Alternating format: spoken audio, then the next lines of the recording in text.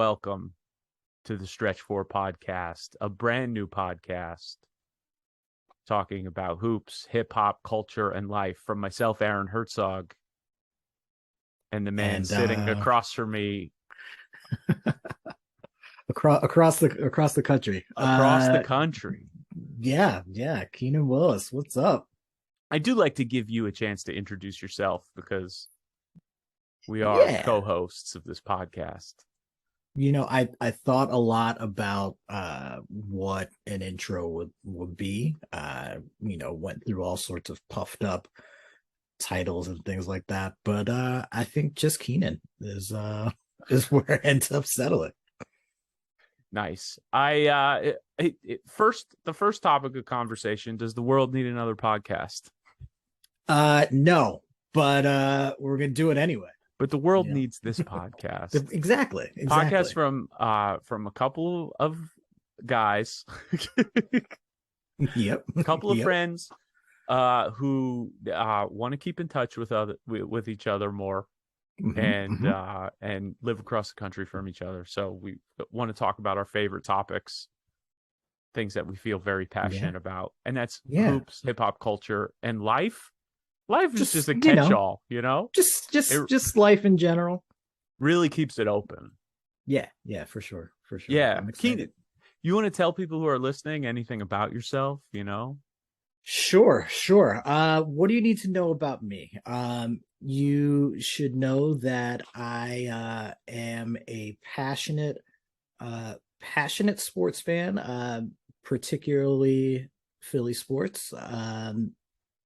Although we'll talk about where my allegiances break every once in a while. That happens sometimes. You should know that I work in the wonderful world of software sales. So that's the day job that affords me all this time to then watch sports. And you really want to put your day job out there first thing for everybody? Listen, yes, because I'm in sales. I'm constantly selling. No, it's I want people to understand where I'm coming from occasionally, but that is just a vehicle. That is just a vehicle for me to enjoy life. I occasionally make music on the side. You and I have done so, and that's right. I'll put it out here on the internet. We'll continue to do so in the future. That's a challenge. That is a specific challenge to me to start writing music again. Listen. Which just like your sports allegiances, we will get more into that a little bit later. Exactly. Yeah, exactly. But I'm Aaron Hertzog. I'm a comedian and a writer. I live in Los Angeles now. I'm originally from the wonderful world of Central Pennsylvania. Keenan and I met in Philadelphia when we both attended Temple University. Specifically, we met through my roommate, Franco. Yes. Shout out to Franco. Shout out Franco. My earliest memory of Keenan was him and Franco coming back to the dorm room I shared with Franco with a flyer for a all-male a cappella group and laughing that the person's email address who you were supposed to email if you wanted to sign up for this was billybob@temple.edu. And jokes on all of us, Billy Bob, one of my best friends to this day. Great guy. Billy, he started the all-male a cappella group at Temple that you and that Franco both joined. I was not part of it. I was just a fan. The Broad Street Line still going on. Did you know that? Did you know Broad Street Line still going strong? Oh, absolutely. I get the occasional invite, like as an alum, to go back and sing, go back and sing, or go back and lay down some 10 or 2, watch them. Yeah. I mean, I never thought that would be the legacy that I'd hold on to. Founding member. Yeah. It's been a while. You weren't long for the group, right? You pieced out after like a semester. I joined, left, came back, Okay. and then left again. All right. I just because I had a little diva edge to me there. We had better things to do. Yeah, exactly. We had better music to make than exactly. all male acapella groups. I couldn't be confounded by or confined rather within that group. I need to stretch my wings. You needed musical backing.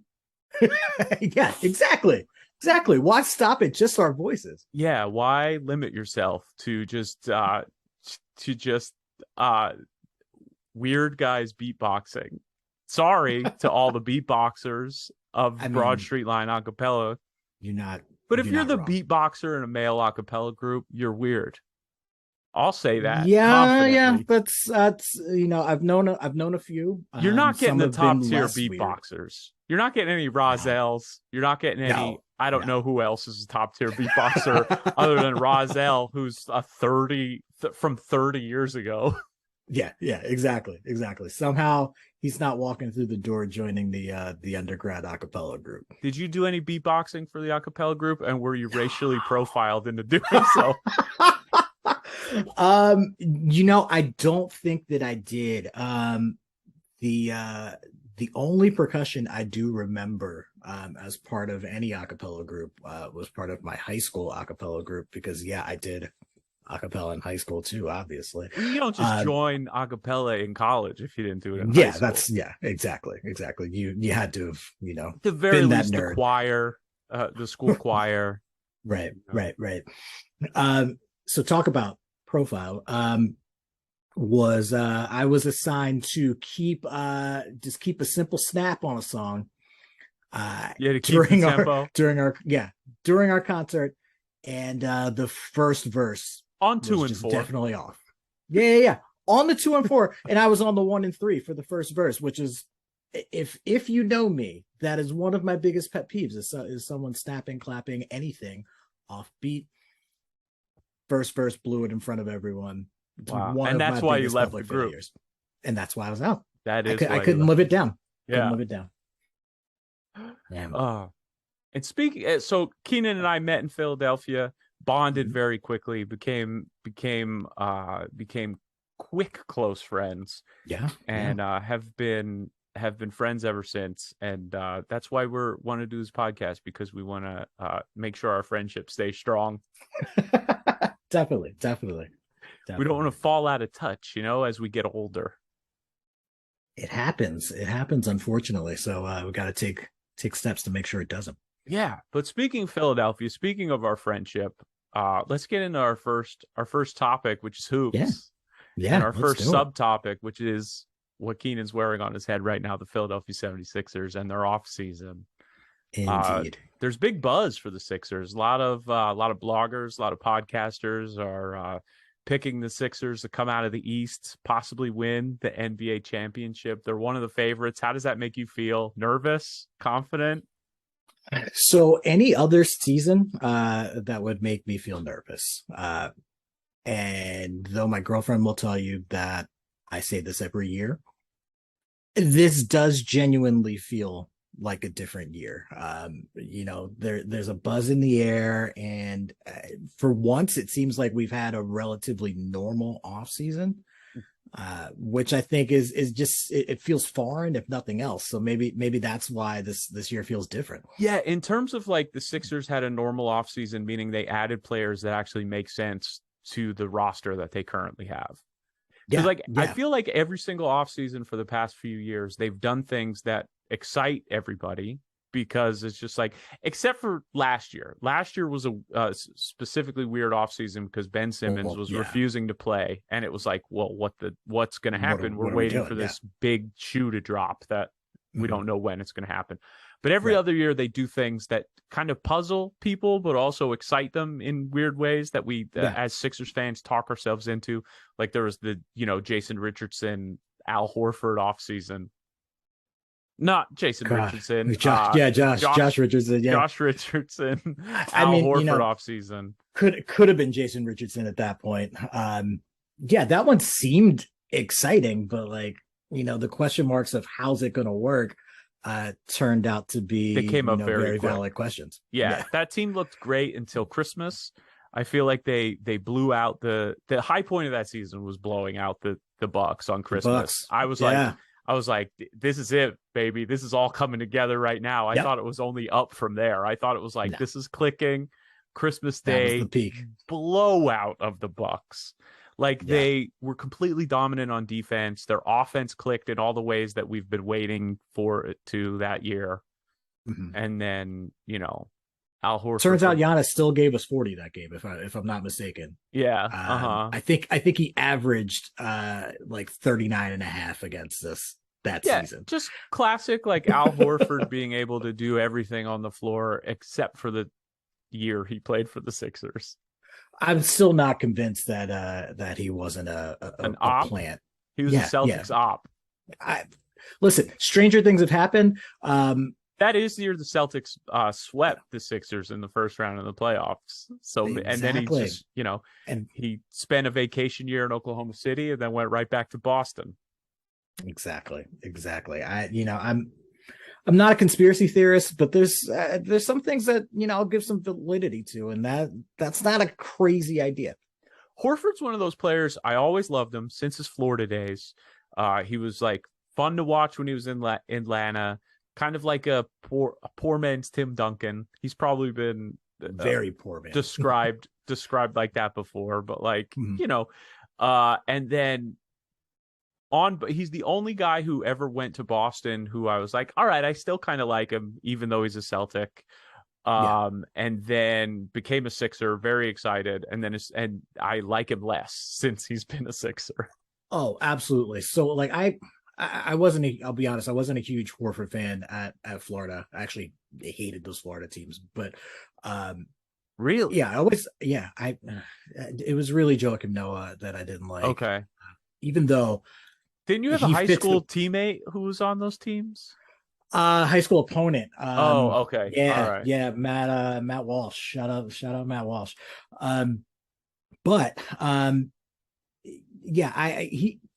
Noah fits the prototype of a player I should love. I love pests, but I never. You don't like Frenchmen. Maybe that could be part of it. That bias could be there. I don't like Gobert either, but do love Victor. Oh, Wembanyama. We can. Wow, I'm very excited about Victor, but yeah, Horford. I always liked his game, and when he got here, I was really excited. Because he couldn't guard Joel, because he used to, give him fits. So I was like, all right, maybe this will make Joel a better player, having to practice against this guy. And then it just all fizzled out, and now I can't stand him. Yeah, there are a few things very, very Sixers about this year. One of them being that the year that they're favored to win the NBA title might be the best year in history to be as far away from that as possible. That's true.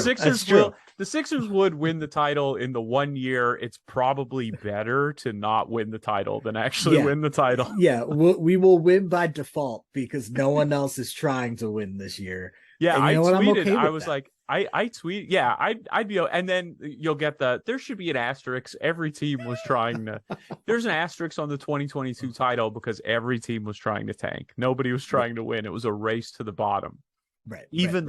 Even teams who should be trying to win the title, like Boston. Yeah, they're already tanking. They suspended their coach for the entire year. Exactly. They're just imploding it, from the inside out, and it's crazy. But also watching his game, like I can see why you would be tempted to. The kid looks special. Like there's from a pure prospect standpoint, I don't know. I've heard people say he's the best prospect since LeBron. I've heard people say if he was in the same draft as LeBron would go number 2. It's tough. A 7'5" guy who moves like that can protect the rim like he does, and then can shoot 28-foot 3-pointers with ease, ease with ease smooth ease, steps back into them. Yeah. And then the second, did you watch like both the games or highlights from both the games that he I watch played? highlights. Yeah. I mean, then Yeah. the second game, he was like pick and roll. He was rim running. So he showed everything. He showed everything you want from from a big guy who could stretch the floor, pick and roll to the rim. Obviously, he can pick and pop too, but he can handle the ball, protects the rim ridiculously. There's like always one question mark around a prospect, even when they're super talented. There's a question mark, I don't really have any questions about his game. I mean, like maybe size, like if he can add a little strength, but I mean, usually the question with guys who are that big is like, will their bodies hold up? Is there like something wrong with his joints or his his ligaments or something because he's like so big? But like he doesn't move the same way as like lumbering bigs who have problems with that. He doesn't move like Greg Oden. He doesn't move like Yao Ming. He doesn't move like anybody. He moves, he's like as fluid as he's not as strong as like Wilt Chamberlain, but like he's long and like lean. Yeah. Like he looks like a tall Kevin Durant. Yeah. Which is crazy to say, who's already extremely tall. Who's like 7'1" probably anyway, but won't let anybody list him that way. He doesn't want to be pigeonholed as a 7-footer. Yeah, like it's crazy. It's crazy to watch. And once he's in the league, if he's not somehow acquired by the Sixers, I wish him a career of mediocrity. But right now, while I can still root for him, fantastic. What would be the best team for him to land on? Where do you want to see him go? Like where's he a good fit? Like I'm trying to figure this out. I'm like, so I want him to go to a team that like will be ready to win with him. Is there like a good situation for him somewhere? Because like I'm torn on that because there's part of me that wants to see him on the Knicks. That's probably the worst. That's probably the worst situation for him. It's the worst for us, but like Sixers wise and all but I also think it's the worst for him. Well, I mean, the franchise they're a terrible franchise. Is a mess. Yeah. But like imagine that kid in New York City. The Knicks don't deserve him. That's true. That's true. The Knicks don't deserve him. Any basketball karma in the world, the Knicks will not get Victor Wembanyama. That's true. Actually, you know where I would like to see him? I'd like to see him on an expansion team in Seattle. That's where I'd like to see him. Yeah, they lost out on Kevin Durant, so now they'll get it. It seems only fair. But that won't like when there's an expansion team, they're not allowed to get the first pick in the draft for like 2 or 3 years. That's usually how they do it. I would just want him to somehow end up there. But like they make some deal to just send him to Seattle. That would be cool. That would be cool. The Spurs is like an easy answer. You kind of like want to see him be a Spur. Sure. But like how long does Pop have left there? That is also true. Yeah. Who knows what that team is after that? Brett Brown, baby. Head coach Brett Brown. Wow. Let's give him another mobile big. I mean, Becky Hammond left. And Ime as well. So, there's there's a lot of talent that's left the building, but if Brett's still there, sure. Brett Brown can have him. I would be okay with that, honestly. I'd be okay with that. I would love to see Brett Brown get to coach Victor Wembanyama and just like build a team around that. We would just have to find a lengthened name for Victor somehow that he could refer to him in the press conferences as, Good old Brett Brown. Brett Brown. Good for him. How do you build a team around Victor Wembanyama, and does it even matter? I think you build a team. Ideal. I need just 3-and-D guys, and then one tiny pest that's if you throw Pat Bev on a team with him, you need someone that's going to be his enforcer. Here's like a tough guy. Yeah. You need like a Ron Artest type. Yeah, someone that's going to fight his battles so that PJ he can kind of Tucker. stay above it. Yeah, yeah. Yeah. Okay. All the dogs that we've added or looked to add recently. Here's I do agree with that. You need one guy who's just going to like make sure that he can be, the quiet, skilled leader on the floor that he needs. I don't know if you need 3-and-D guys though. The Because only reason I say that is for space. He's such a good rim protector. You might just be able to surround him with just offensive minded players that he can make up for on the other end of the court. Just nothing but shooters? Just nothing but guys. Or nothing but like scorers. Or pick and roll guys. So he can play pick and pop. He can play pick and pop or pick and roll with like anybody. That's true. Or somebody like, here's who I want to see Wembanyama play with. Allen Iverson. I want to see. I want to team up prime Allen Iverson with Victor Wembanyama. Just a guy he can play pick and roll with. Wembanyama can leave because he doesn't have to play back to the basket. If there's any hole in his game, that's kind of what it is. Yeah, maybe. It's his just straight up center back to the basket game. So you can spread him out. Yeah. And have Iverson go to work with somebody who he can like kick the ball out to, or run like dribble handoffs with him, run like little Statue of Liberty, have him come up to the top of the key, give him the ball. Yeah. Have Iverson run off that little like top of the key screen Statue of Liberty Iverson play. Screen. Yeah, you could. Yeah, you could. Here's another quick hypothetical.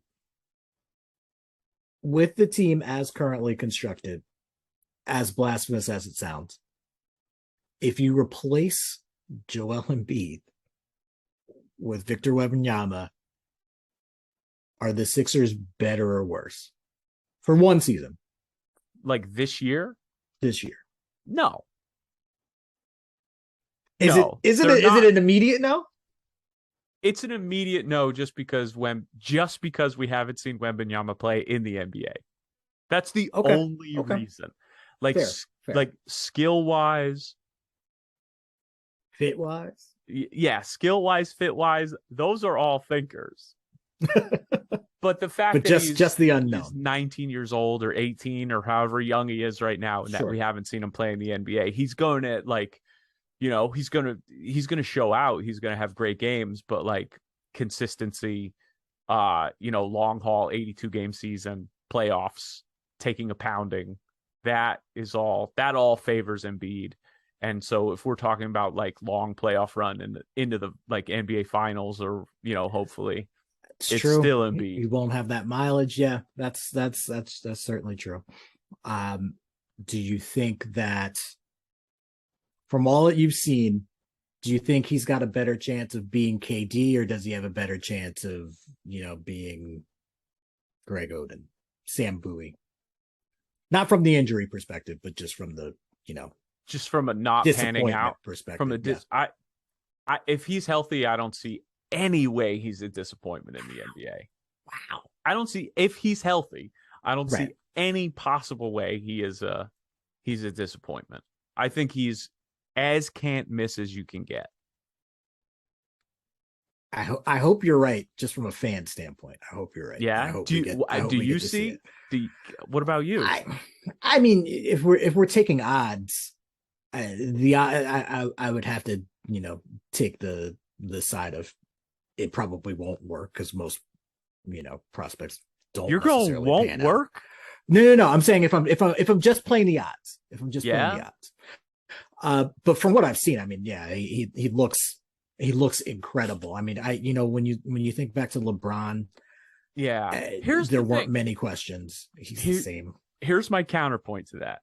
Mm-hmm. Sure, yeah, on a major level, on like grand scheme, most prospects don't work out. Most prospects don't become superstars. But how many guys who are labeled can't miss to this level don't pan out? What do the odds flip? Do the odds flip when you get to this level of can't miss this late in a prospect's like development?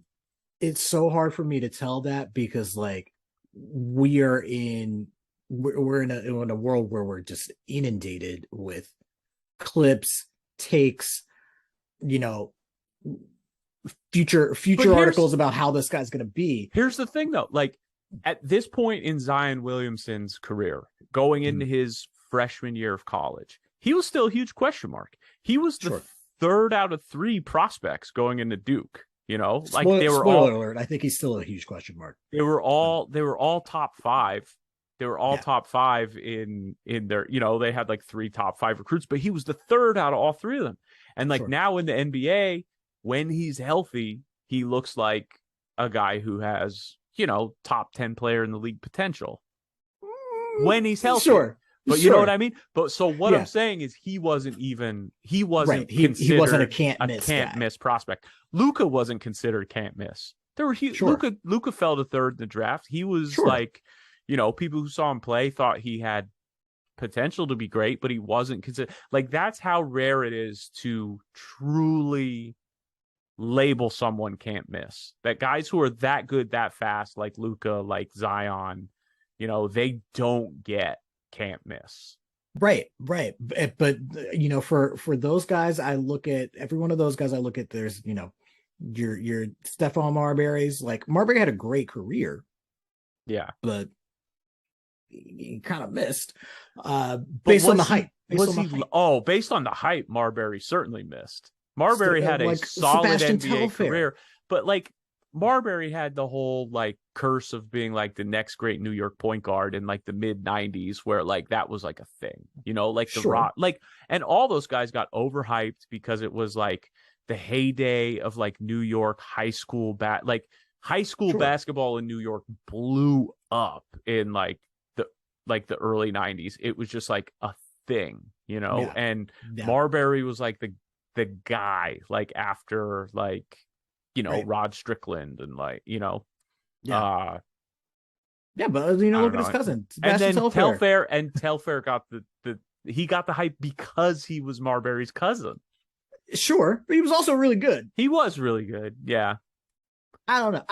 But there's a difference between. I feel like there's a difference, and there's a difference between how we evaluate high school prospects now and how we evaluated high school prospects then. Because back then we only had, for the most part, high school versus high school. And occasionally there would be marquee matchups between big schools who like had like actual programs and you could tell. But like high school basketball almost means nothing anymore because like you watch True. You know, go back and watch like to talk about him again. Zion's like high school mixtape.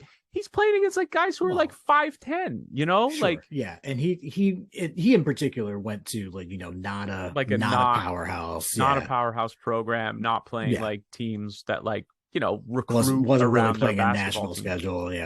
So it's so hard to evaluate prospects in that kind of way unless you're looking at like AAU teams, summer leagues, camps, things like that. So like guys like that might have gotten exposed for not being as highly touted as we thought they were when, you know, Sebastian Telfair was on the cover of Slam magazine as a high school sophomore or whatever. And there's a difference between, you know, number one pick and can't miss prospect, and that you're making good points. And like I think that you're right. Most prospects don't pan out, but I think the odds flip when someone gets labeled like truly can't miss.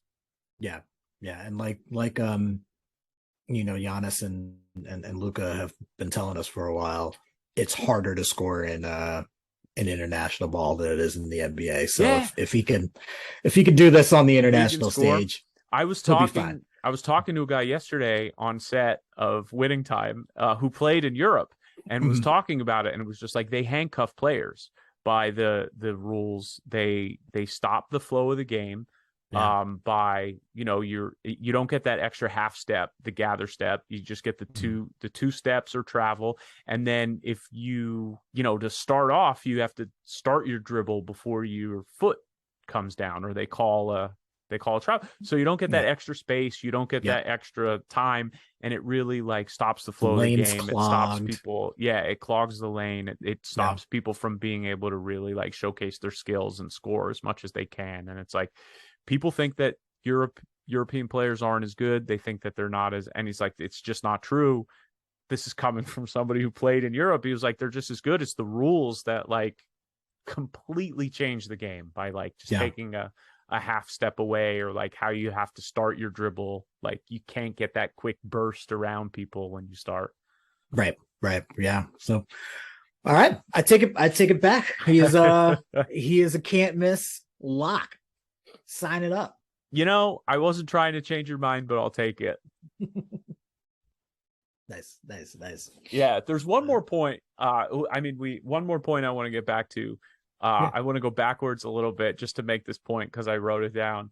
And it's that it's about the Sixers offseason. And I just want to say that anytime the league has to investigate you for possible tampering, you know you had a pretty good offseason. Yeah. No, you did something right. You did something right. Yeah, but a team that might be being investigated by the league for other reasons is the Golden State Warriors.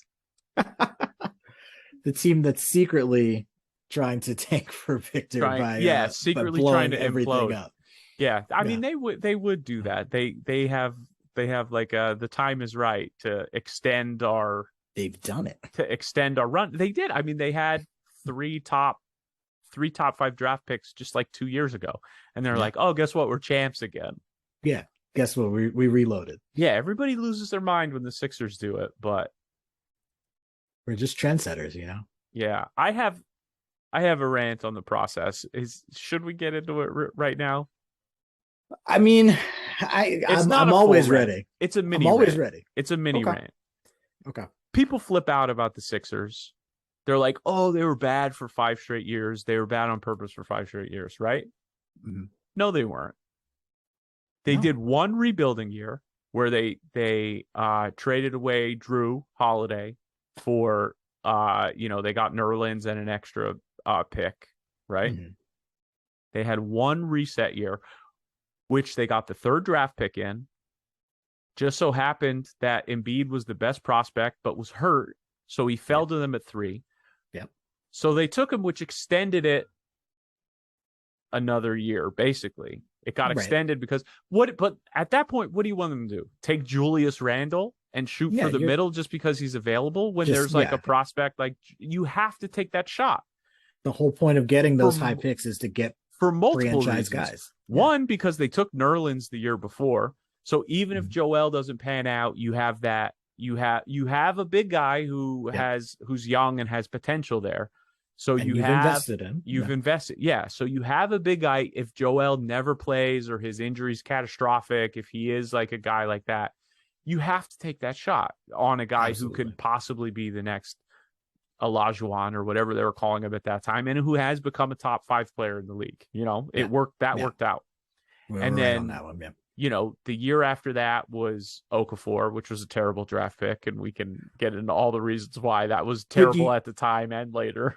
You don't do that if Joel isn't hurt again, you know. So like it's not like we control that. Yeah. And then, the year after that they get the top pick and they get Simmons, and who's hurt for another. So it's a lot of factors that go into it, a lot of injuries. The Simmons injury specifically was a freak. And then the first year Simmons played was the first full Embiid year, and they made the playoffs. Exactly. Yeah. You know what I mean? It's not like they were on purpose bad for a few years in a row. They had injured players and freak injuries, and then the Okafor year, which is, I still say, inexcusable. But it's not like Sam Hinkie went in and was like, look, guys, we're going to be as bad as possible on purpose for 4 to 5 straight years because there's this 14-year-old in Australia I have my eye on. Yeah, exactly. We were trying to make the best decision, and you take some big swings, you're gonna occasionally miss. And the trade, Okafor, but... And you know what? They traded MCW at the absolute apex of his value. As we've seen, he won the Rookie of the Year and then has been like a journeyman since then, Yeah, Absolutely. You know, we made something of him, and you know, if if we don't get fleeced by Boston, like, you know, maybe we accelerate the process even faster through the Fultz pick. Like, Yeah, you know, that I there's, mean, that's like completely, yeah. Uh-huh. you know, it, yeah, there's, and you look at any other industry, even honestly any other team, you know, that sort of long-term foresight is celebrated. um why is it bad when we do it? Is Hmm. it because we, you know, talked about what we were doing openly? I Maybe. mean, But well, how many teams are doing it now? Oklahoma City's doing it. The Jazz are doing it. The Spurs are kind of doing it, you yeah, know? yeah. Um, there's another team that I can't There's a remember right ton. I now. mean, look at what is Orlando doing? When you look at their roster I construction, think Orlando is just I think they're just a bad you think they're just organization. They hapless? just take yeah, they're just taking like big man after big man every year and then They like just take weird like first best available. yeah. And like it has no yeah, there's no coherency to the I mean they kind of like backdoored their way through just like a lot of years of futility into having at least like a few players that sort of make sense together. They kind of seem like you know, if you're playing fantasy sports, they're like the team in the league that's on auto draft. And you're Yeah, like, they what, you're do. like looking at their team and you're like, I see why you took them at that point, but like, you're Yeah. not building a I team. mean, like the Mo Bamba, Jonathan Isaac, then they traded for Wendell Carter. They had Vucevic the whole time, Yeah, they got. So it's just like a bunch of like, I mean, they basically did the Sixers thing where they just keep compiling bigs. And then, right, they right. finally got like Cole Anthony and Suggs. And then like, but their best young players probably Wagner right now, outside of Banchero, who Right. people seem to think has great offensive potential. I didn't watch them I that much at Duke. I don't watch college basketball hardly at all anymore. Oddly enough, I feel like I watched a lot of Paolo, and like coming into his year, I was like, all right, this guy's getting a bunch of buzz. Let me keep an eye on him. And then early on, I feel like the buzz kind of quieted a bit. But watching his game, I was like, no, he's got a pro game. He's like one of He's like those a guys that, solid offensive yeah. yeah, he's just going to be better in the league than he was in college. And it's not like he was bad in college. Yeah, that's the buzz that I hear on him as well without really watching that much on him. And people are like, yeah, he'll probably be, if I had to bet on one rookie to average 20 points a game, it'll probably be him because of his offensive package, the opportunity he's going to get, things like that. Yeah, yeah. But to get to the Golden State Warriors, something that's time specific. What do you think? What do you think it's an internal tank? You think they released the tape on purpose to try to I do think they released the tape on purpose, yeah. but that's, I think, more for contractual reasons than anything else. Well, I mean, yeah, they have to pay a lot of people very soon, and what is it? Draymond, Jordan Poole, is it Clay and Steph? Is it the four of them, I or is think it somebody else? Steph's fine. Steph's locked in. I know those three, and then maybe you got to figure out something with one of the young Their guys. rookie One of the contracts other, will be coming up soon yeah, too. Yeah, yeah. I guess But Wiseman is the one, and he's I hurt. guess, It's going to be yeah, hard to evaluate him because he started yeah. looking good before he had that injury, and he's probably going to miss the whole season, right? I can't keep up with him, honestly. I'll be happy when I see him on the floor, you know, for more than a few games at a time. Which But hasn't yeah, happened since he was in high school, or yeah, like, oh, it's a shame. It's a shame some guys just can't seem to stay on the floor. But yeah. you know, I have go. I have one major point / thought on the Jordan Mm, Poole Draymond incident. mm, And when it happened and the tape released specifically, when everybody started seeing the tape, a lot of people started painting Jordan Poole as like a victim, right? They were just like, this is unacceptable. Draymond attacked him. What is Draymond think? Like Draymond, the big bad guy. yeah, And here's what I'll say. Here's my take on it. Obviously, violence is bad. I'm anti-violence in general, right? sure. For the most Yeah, part. Every yeah, once in a while, if someone's a bully and there's no other way to take care of them, yeah, violence is necessary. very extreme circumstance. But in like a person-to-person level, obviously it would be better if everyone had the mental capacity and training and therapy, or like, think to not have to lash out in anger through violence. Right. That's a preface, right? Yeah. Yeah, absolutely. In situations where people accept, Jordan Poole represented him as himself as a person who was ready for a physical altercation, and Draymond acted in kind. There were words. Draymond stepped up to him. Jordan Poole shoved him. That is accepting responsibility for getting punched in the face. I did not feel bad for him. No, not at all. I didn't see him as a victim. I didn't see him as a victim at all. He was like, he was like, I'm a man who's okay with a physical altercation happening if it happens. Yeah. And that's what happened. And he got punched in the face. I don't see him as like, people were calling it a sucker punch. They were face to face, chest to chest. And he initiated the physical contact. You can't get sucker punched if you were the one that initiates the physical contact. Yeah. If you think you're not going to get punched, there's a rude awakening for you. I don't think he thought he was going to get punched. I think maybe he thought it was going to be a shoving match. I think maybe he thought people would intervene.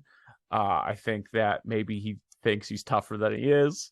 But he was ready for some sort of physical contact, physical violence in some way or another. And my extreme point of view on this is, I feel like if you're like somebody who like, oh, I'm going to be a member of the mob and I know the rules of the mob, or if I break them, I will be murdered. I think that it's okay for you to be murdered. That's my most. I mean, listen, and I think if you sign up to abide by those rules, if you sign up for, if you know what rules you're getting into, you know the rules of the game that you're playing, and if you have read the terms and conditions and signed on the dotted line and accept them, and I think getting into a jawing match in a physical game such as basketball, and going back and forth verbally with someone to the point where it escalates to getting in each other's faces, and then with a guy who's known to be physical, and then you shove him. You've signed on the dotted line. You've accepted the fact that you might get punched in the face.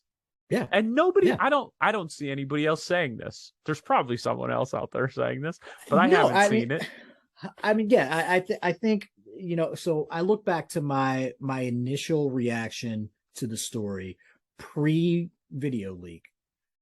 I read the story as reported, because it was initially Draymond threw a punch at Jordan Poole. And my initial reaction was, this league's getting soft. if we're talking about, like, we're reporting threw a punch in practice, like, if you're a championship team, you have those emotionally charged moments at times. Then the video dropped and I was like, oh, okay, he landed a punch. Jordan Poole ate a punch. Exactly. But Draymond standing aided Jordan Poole.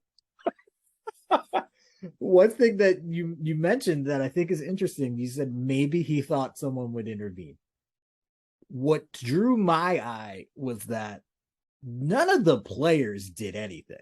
Yeah. If you watch the video, it's all coaches that stepped in, it's all aides, it's personnel and staff. None of the players did. Are the players just on Draymond's side? Were they like, Jordan needs this? He needs a little medicine? Everyone kind of wanted to see him get hit. Yeah, he got a prescription for 5 knuckles to the face.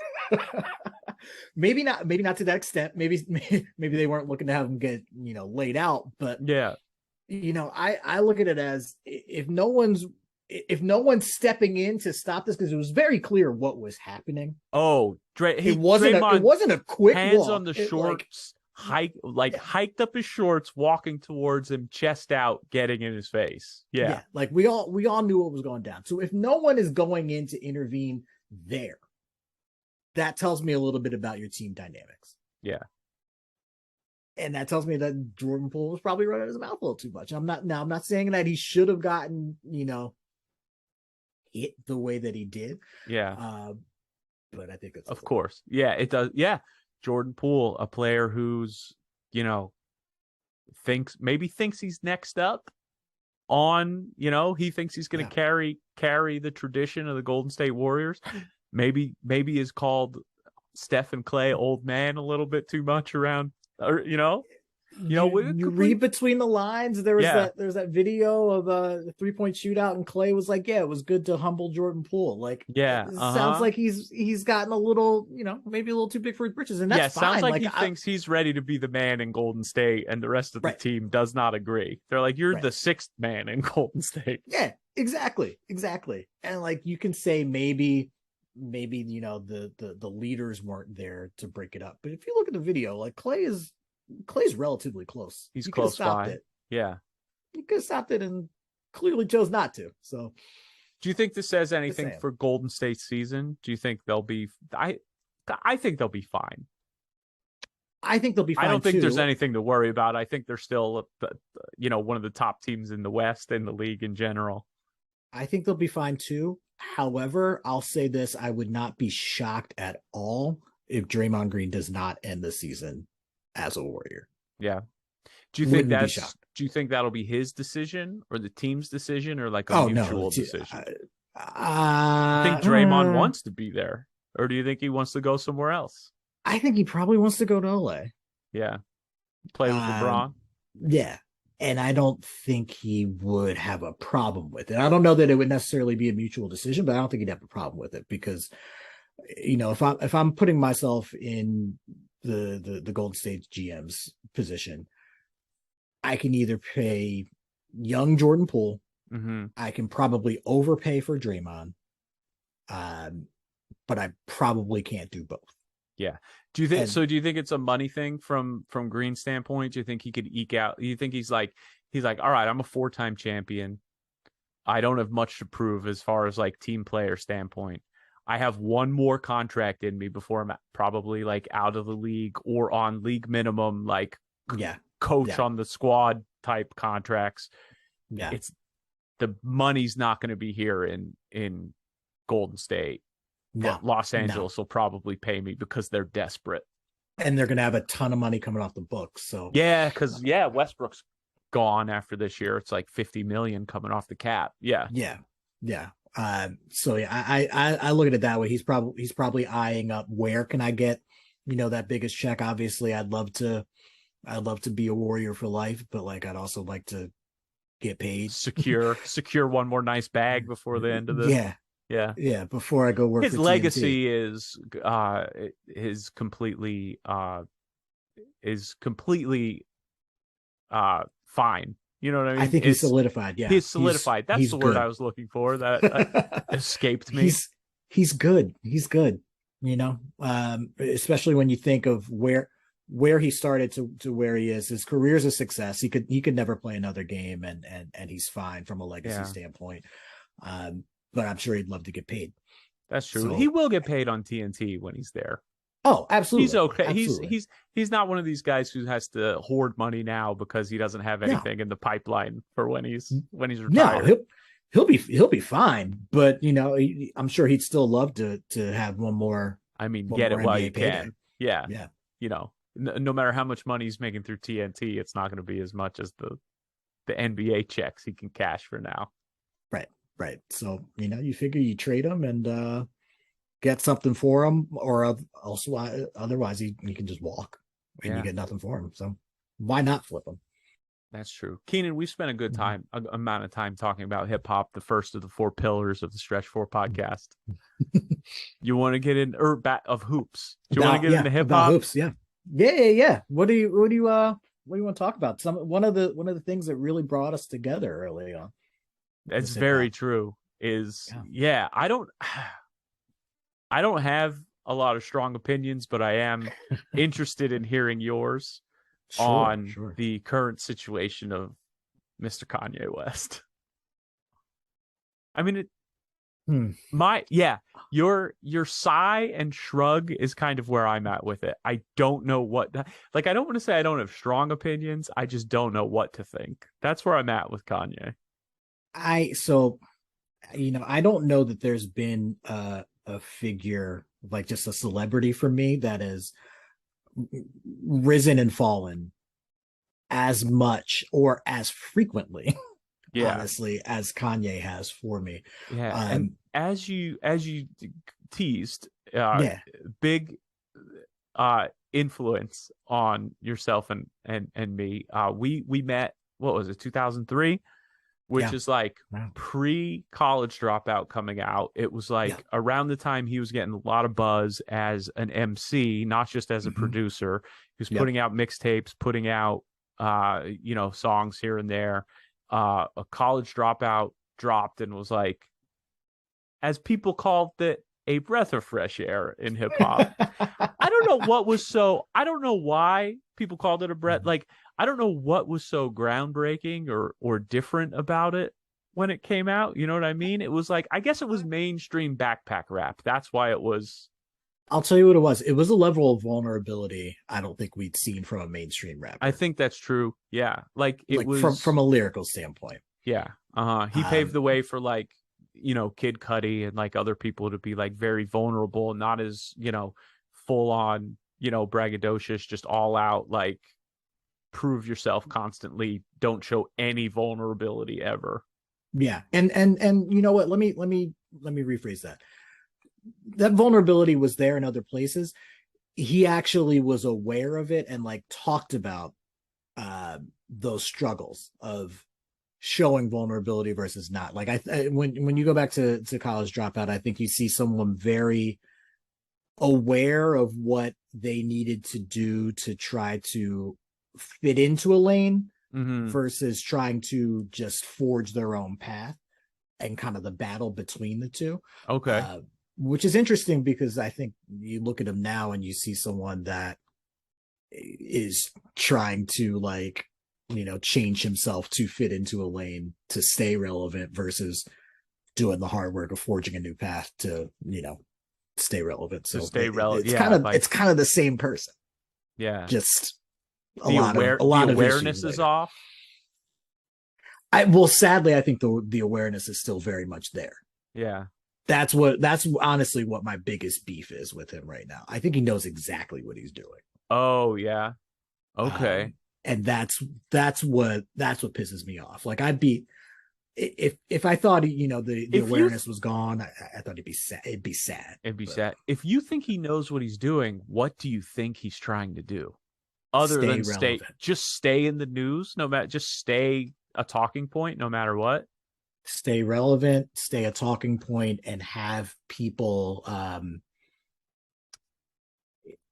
give him money. Like really, Yeah. honestly, Yeah. Just anybody give him money who I don't has think he money to really give him. cares where it's coming from. Yeah. Like if you look at how he's bounced around, fashion houses, fashion lines, clothing brands, etc. He doesn't really care where it's coming from. He's doing the same thing with them regardless of where he is. Yeah. He's just trying to secure that next check. Get money off his name and Yeah, reputation. yeah, yeah. It's interesting. It's tough. I don't want to be disappointed by somebody getting their money where they can, but there is a like a There's a it's a wrong little way. bit disappointing when you like become when you become someone that people like look up to and like are influenced by and like have like actual say and sway over the culture. Then like it is disappointing when people just see you like having no issues or scruples or whatever about how you get your money. And then it's just like, well, it's good enough for him, it's good enough for me. I Yeah, don't have to think about like how this affects other people or society or whatever. right, right. And like you look back and you're like, oh, you're now the guy you were talking about on like college dropout and like earlier in your career, just like selling out and things like that. But then like there's part of me that wonders, like, did you actually believe that then, or did you read the room and see that that was kind of Oh, that was where the things were trend and the trending wave or at the about to point? trend. Yeah. Yeah. Uh-huh. Yeah. So, it's tough. It's tough. But like it's irresponsible at the Well, end of the day. he's had such an influence over music and over culture and Mhm. over fashion and over everything and like over Yeah. us, like how much Yeah. of us like, the music that we used to make and like, the I mean, sound we tried to do and like the direct influence. thought and not just like the sound like I know when you first got into like producing it was a lot of like sped up samples and like Mm-hmm. emulating that sound or just like Yeah. I think it gave people like us someone to like in that vulnerability and being like honest about it gave us like because I know all right we danced around it before we met because we made rap music together. Yeah. Yeah. And Yeah. when I started making rap music in high school, it was me doing my impression of what rap music was at the time. It was me talking Mhm. about a lot of shit that I never did, that I didn't know about. You know what I mean? And then, Yeah. Yeah. like, Yeah. Same here. I feel like Kanye and what he was doing was just like, oh, I can be honest. I can talk about like real things. I can talk about emotions. I can be vulnerable. I can talk about like things like that. And I put that into the music that we made together. And I feel like that's like when I actually started like making actual music that mattered, not just me like doing it. And, all artists when they start out in whatever field are just kind of doing impressions of their influences. With Sure. me Sure. specifically, I felt a very specific way about it because I was a white person doing rap music. So I felt like Yeah. Yeah. emulating it didn't feel authentic in any way whatsoever, you know what I mean? And like I Yeah. felt Yeah. like when I could take inspiration from what like Kanye was doing and the types of things he was talking about and like do that in my own way was like, oh, okay, this is like where I can like kind of like be authentic and true to the spirit of like hip hop music and like what actually respect the culture of it in a way that's authentic to me. For sure. For sure. And I'm glad you learned that lesson early. I learned that lesson later. I Because mean, I don't know. It's also the reason why I haven't rapped in a decade because I've been yeah. like Yeah. I've been thinking hard about like, okay, what do I have to say and what does it matter and how am I not like a culture vulture or just somebody like who's like like a Right. white guy trying to rap because he like loves rap music and like doesn't fully appreciate the culture and the history and the experience of the you know black people who invented the Right. you Right. know And yeah, and like, I think Kanye at that time, at the time where I was in my life, Kanye inspired me to continue digging into like, building the culture. Like you look at just simple things, where he shouted out tons of the people that helped him along the way and like made sure to always weave Chicago influences mm-hmm. into what he was doing and things like that. Lyrically, I was definitely still playing a character, but um, I think that's what had me dive more into the culture and like what really goes into uh producing music, making music, and like making music that's cohesive. Mm-hmm. Like I'm a big album person, Yeah. and I think he early on really helped. I have a clear vision for what my album is, watching like just even the marketing and things like that. Like Mm-hmm. there's a very clear rollout, there's a story I'm telling, and like Yeah. I'll still give him, if I give him credit for anything, watching the Genius documentary, he has had that narrative and idea for years and has been rolling it out and pushing it through various ways. I think it has gotten twisted and bastardized Mm-hmm. as his life has changed, but he's always been very clear in like what he's been trying to achieve, and like that inspired me to try to be intentional about like the things that we were creating, even if I was lyrically a character. But yeah, it's tough to see, that initial inspiration then like let you down. And I know they say you live long enough, your heroes are gonna let you down, but like it's still tough to see. Still tough to see. Yeah. There's something I was going to say, and then I still think that Dark Twisted Fantasy is the greatest hip hop album of all time. I think it has my number one spot. It's hard to say. I would have to think on it very strongly, but it's my number one hip hop album of all time. And it's all, everything's subjective when it comes to ranking things like this. So you can't tell me I'm wrong. So I always do this weird thing where if you're asking me like, what do I think is the best, I'll give you what I think is objectively the best, and then I'll still give you my favorite. Yeah, and they're rarely the same. That's very true, because Dark Twisted Fantasy, I feel like it has that cohesive album feel. It's all that, but it doesn't have like the like genre defining or anything influences like something, I don't know, earlier, or something that might also have, like what's the best album of all time. Right. And like I think I probably do think it's close with College Dropout, but I do think Beautiful Dark Twisted Fantasy is probably his best objective album. Yeah. One thing I think is funny is I looked back at I think it's the only review I've written on Amazon ever. And it was a review of College or Late Registration. And I wrote it probably immediately after my first listen, and I just trashed it. I hated that on first listen. Yeah. I was like, this is terrible. Like what a disappointment to follow up after College Dropout. And like now I look back, I play that album a lot, or like at least songs from that album now a lot. There are it's like really grown on me. Certain albums, certain artists I learned that could not go on first listen. Had to give it a few listens. I learned that very quick with Outkast. Like, Outkast always took me 2 to 3. Like, I never liked an Outkast album on first listen. None of them. You gotta like figure out what world you're in. Yeah. And then you can experience it. But yeah, for sure.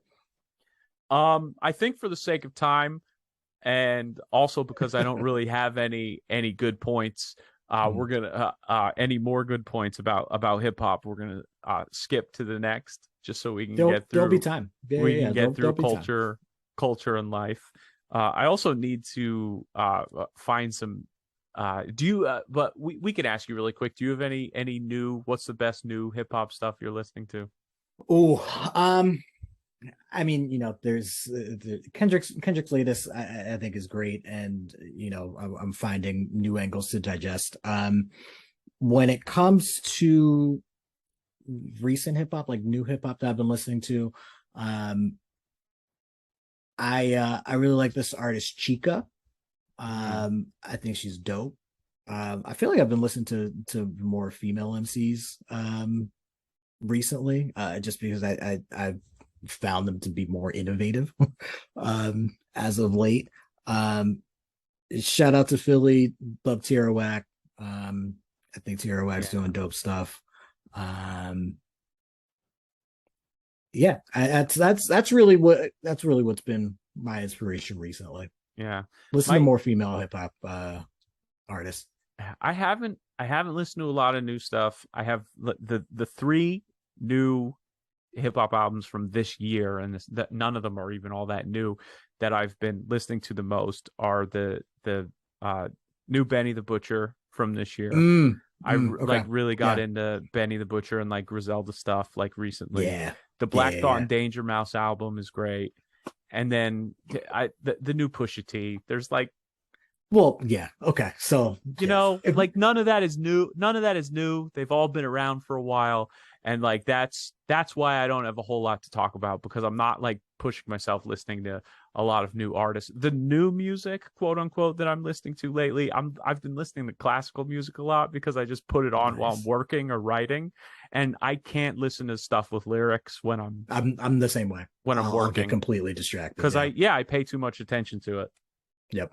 Yep. Yeah. Yeah. I'm the same way. You know, Thought is like my goat.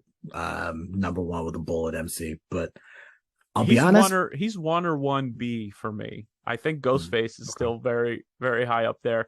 Ghost He's is my nice, yeah. It's almost contrarian. It's almost like when people start talking about like the best MCs of all time, like nobody ever drops Ghostface.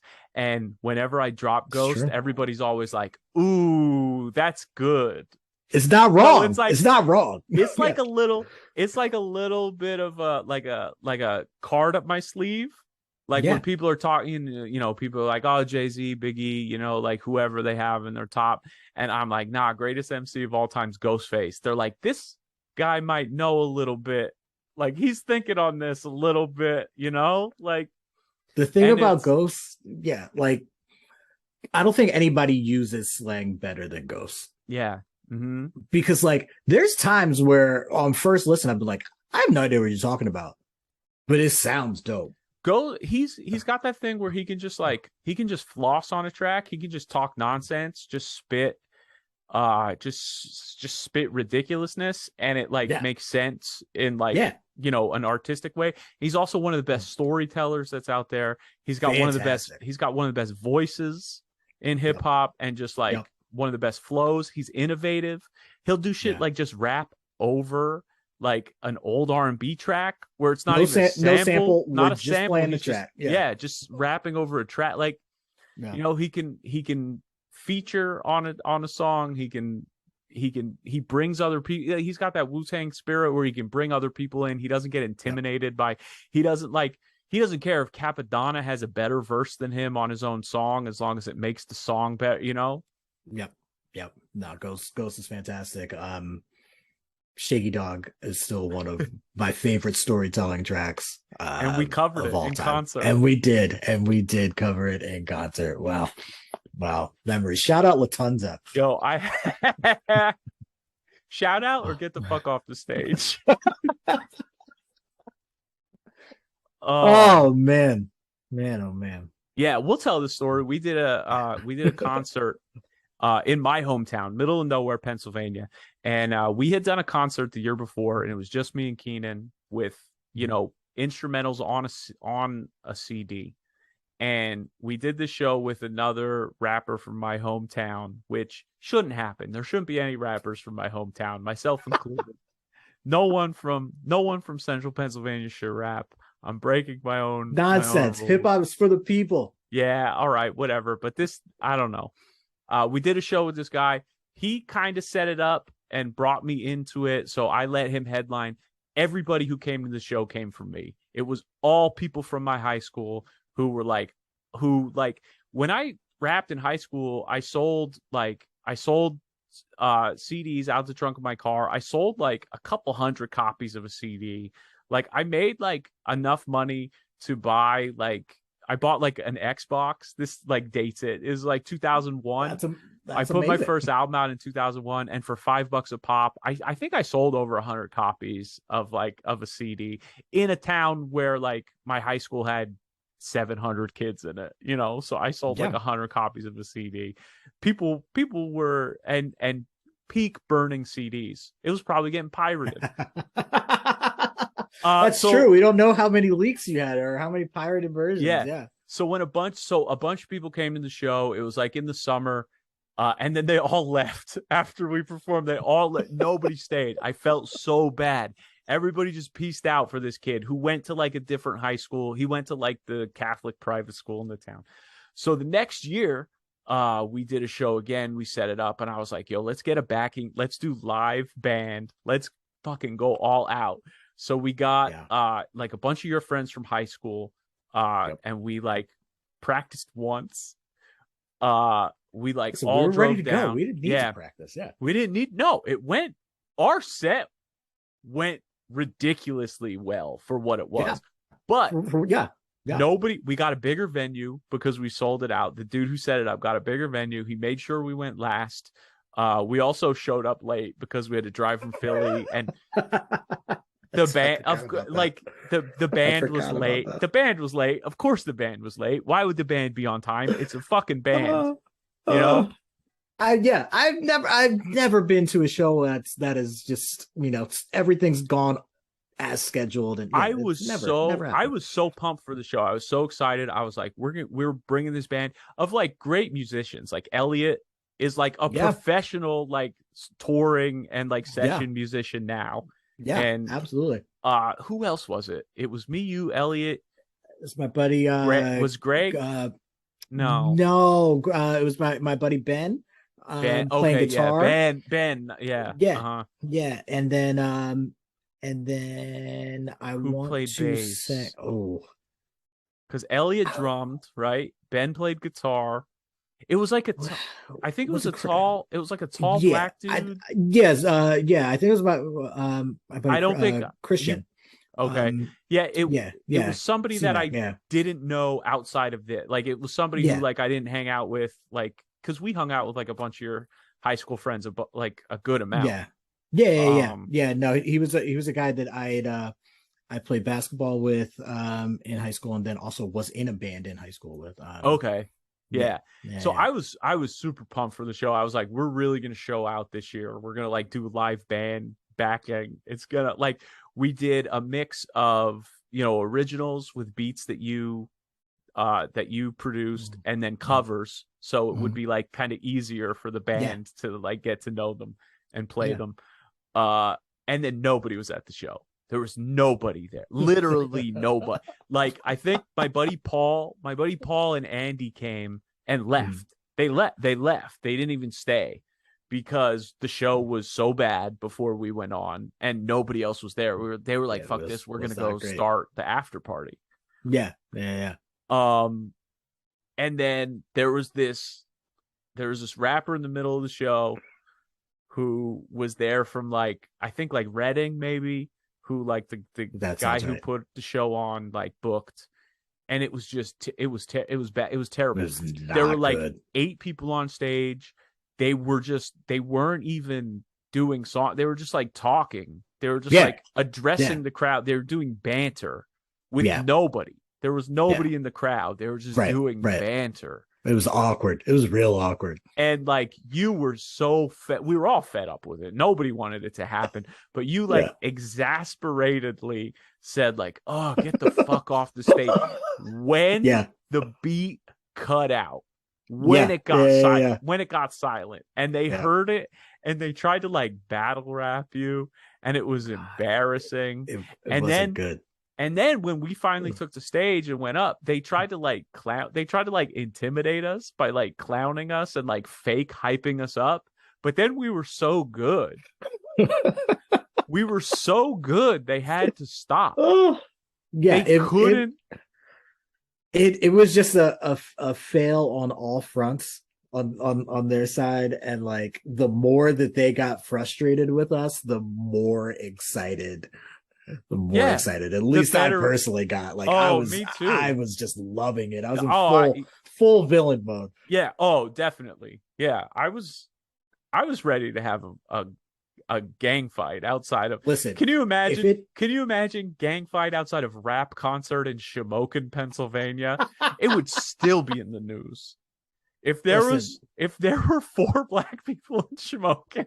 Well, that was. I'll be honest. That's what was going through my mind. I was like, I feel relatively confident if like shit popped off. I feel relatively confident of where we are right now. Like, I think we'd be fine. But, it was the aftermath I was worried about. Oh yeah, until authorities were called, and I'll get locked up real quick. Yeah, no questions would have been asked. No. I mean, I don't remember Latunza being a white guy. I don't know exactly what. I don't know exactly what ethnicity he may have been, but I think he was another one of the non-white. I would say he would fill out the multiple if he's Yeah. filling out or a form, that's either my that guess. or non-white Hispanic.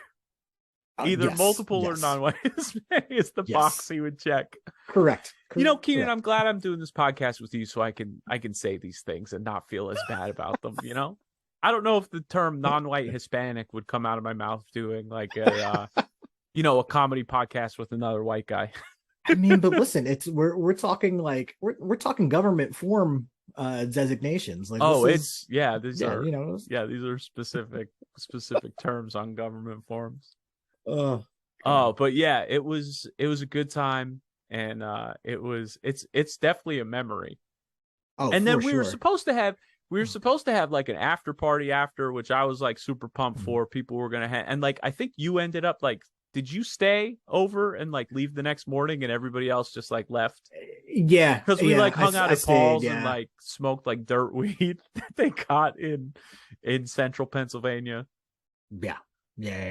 That was listen, it was a great evening for a story. You see how quickly the name still popped back in my head. I will never forget that one. I'll definitely never forget Latunza. that one. Just and then shout out to Intrigue, the central Pennsylvania rapper who somebody sent me, my buddy from high school sent me a random Facebook message where he found the flyer for the first show we did, and he sent me the picture of the flyer for it. Which I'll put on the Stretch 4 Instagram. Follow us on Instagram at Stretch4Pod. Send us topics you want us to talk about. We also have an email account, stretch4pod@gmail.com, if you're listening and want to hear us talk about specific things. And that covers hoops, hip hop, and life. I think that Latunza story covers life a little bit, Keenan. For sure. You want to hit up a little culture, peek into life. Yeah. You want to hit up a little culture really quick before we get out of here on our first episode of the Stretch 4 Pod? Sure. So, since you were talking about dirt weed, yeah, that's a good transition. Sleepy Joe, as some call him, turned himself into Smoking Joe, and released a little bit of a plan to change the way this country deals with marijuana and or cannabis, depending on the circle that you're in. There's a lot of interesting points, but I think one thing that people might not appreciate as much is the presidential pardon for folks who are imprisoned on simple possession of marijuana charges. Like, that's getting the most backlash right now because it's basically symbolic, right? It doesn't do much for many people. Well, so I mean, is that correct? Is that my? I would say it doesn't. It obviously implementation is key, and we'll see long term how things really fall in. But if you have folks that are in on just simple possession charges, from what was at least laid out, they should be able to get that either removed from their record, or heavily helped, to the point that the idea is hopefully restoration of any rights that have potentially been removed from them, such as the right to vote, or any sort of struggles that they may have had gaining employment, right? And it's important to look at, it's just, we're talking just on a federal level as well. Part of the cruel part of that, and maybe where some of the criticism can come in, is that there's not a ton of people that are just in on a simple possession charge that haven't then been affected by a system that's designed to make sure it's not just a simple possession charge. To like push those charges further. And to then ruin your life after that, to the point that you probably end up in trouble for something else, just trying to survive. But it's an important first step. I'm not going to say that it is entirely, philanthropic, because I'm sure you're hoping to get those. The midterms are like 4 weeks away. Yeah, and you're like, also, yeah, if we restore your right to vote, you're probably going to vote for us. So, Yeah. there's you can question how much it's for the good of mankind, but I do think it's an important step forward. It is a step in the Taking right direction, no matter what Yeah, the other benefits to right, the yeah, you Democratic Party might be. you can question the motivation all you want, but That's I'm where I curious to think see how. that's where I think people get like too caught up in things sometimes, and Yeah, oh, especially for in sure. like, whatever you want to call the type of culture we're in now, like the reaction culture where everybody has a voice, or, you can put it out there on Twitter and like everybody's looking to get attention in one way or another. It's like trying to say the most extreme things possible. And it's like, criticizing it because it might be symbolic, or it doesn't matter. It's still the right thing to do, Exactly, no exactly. matter Yeah. what you can say against it or to the other side, or like where the ancillary benefits might be for I don't know if I'm using the word ancillary correctly, the the side benefit, the Yeah. other things that might be good for the Democratic Party, whether it's just optics or, it's still the right thing to do. Yeah. Yeah. And I had a buddy, ultimately, that's what it comes down to. right. And I had a buddy saying to me, like, how salty would you be if, like, there's in 24, there's a Republican that gets into office, and like they're the ones that decide to legalize marijuana on a federal level. And my response was, I wouldn't be salty at all. Like, as long as it gets done, Yeah, who cares who that's gets really all I care about. if Yeah. the right thing is done, who cares who does it? Yeah, who If I'm it's not looking for if credit. it's Like, if it's the right thing, if it truly is the right, right thing, right, then who exactly. cares who does it? Exactly. You So, know? I'm curious to see where it goes. I think you can have some real interesting conversations around why it's both super beneficial, and why it's almost racist at this point to legalize cannabis. But that's a conversation maybe for a different day. That's a It's almost racist to legalize because of yeah, the yeah. the people who are benefiting now Yes, the people are that white will people benefit. who Yeah, have money to put into the like permits and stuff that you need. Okay, I get it. correct, Yeah. All yeah, right. It only yeah. took me 1 second to think that through.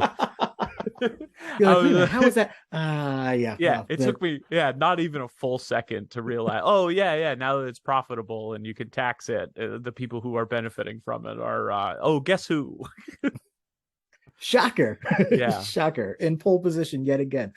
Uh, Uh, but yeah, again, I think it's all about the it's all about the right thing ultimately happening, yeah. and if we're moving towards the right things, like I'm happy for that, especially in the climate that we're in now. That's so supercharged and so reactionary. And Yeah. I think that's I think that it all plays in like the reactionary, the supercharged, the ultra like polarized, like, politically, like where everybody's like so like they just like identify as like one thing or another. And it's just like, I hate that I'm going to say that, but like all the nuance in the middle is gone. Like, completely gone. somebody asking you if you would be mad if a Republican legalized weed is like it's like a perfect example of that, right? Yeah, It's yeah, like we because should be able to be okay with the fact with anybody who does the right thing, and then that would like bring people together more or right. lessen some of that polarization and like, just fervent like us versus them that's constantly going on and seems to be Yeah, getting worse. like we've gotten to the point where I feel like people don't even actually look at the issue. It's just, where does the opposition stand on this, and I'm going to I'm base just my opinion on that. gonna go against you it. know yeah, and when you really look at the issues, we agree on far more than we disagree on. Mm-hmm.